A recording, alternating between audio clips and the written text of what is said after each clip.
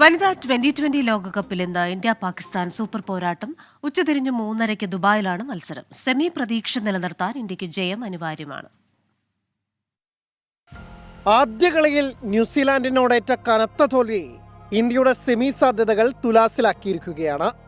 58 runs തോൽവിയോടെ net run rate -2.900 കൂപ്പുകുത്തി. ഇതോടെ ശേഷിക്കുന്ന 3 മത്സരങ്ങളിൽ ജയിച്ചാൽ മാത്രം പോരാ, മറ്റു ടീമുകളുടെ മത്സരഫലങ്ങളും അനുകൂലമാകണം ഇന്ത്യക്ക് സെമി കടമ്പ കടക്കാൻ. പാകിസ്ഥാൻ, ശ്രീലങ്ക, ഓസ്ട്രേലിയ എന്നിവരാണ് ഇനിയുള്ള എതിരാളികൾ. ഇതിൽ നിലവിലെ ചാമ്പ്യന്മാരായ ഓസ്ട്രേലിയക്കെതിരായ പോരാട്ടം കടുകട്ടിയായതിനാൽ പാകിസ്ഥാനെയും ശ്രീലങ്കയെയും വൻ മാർജിനിൽ തോൽപ്പിക്കുകയായിരിക്കും ഹർമൻപ്രീത് കൗറിന്റെയും സംഘത്തിന്റെയും പ്ലാൻ എ. ബാറ്റിംഗ് നിരയുടെ സമ്പൂർണ്ണ പരാജയമാണ് ന്യൂസിലാൻഡിനെതിരായ ഇന്ത്യയുടെ കൂറ്റൻ തോൽവിക്ക് കാരണം.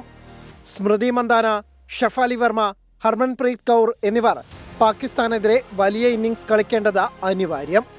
ലോകകപ്പ് അരങ്ങേറ്റം അവിസ്മരണീയമാക്കിയ മലയാളി താരം ആശാ ശോഭന ഇന്നും ടീമിലുണ്ടാകും. സജന സജീവന് കൂടി അരങ്ങേറ്റത്തിന് അവസരമുണ്ടാകുമെന്ന പ്രതീക്ഷയിലാണ് മലയാളി ആരാധകർ. അതേസമയം 2ാം ജയമാണ് പാകിസ്ഥാന്റെ ലക്ഷ്യം. ആദ്യ കളിയിൽ ശ്രീലങ്കയെ 31 റൺസിന് തകർത്തിരുന്നു പാക് വനിതകൾ. Sports desk 24.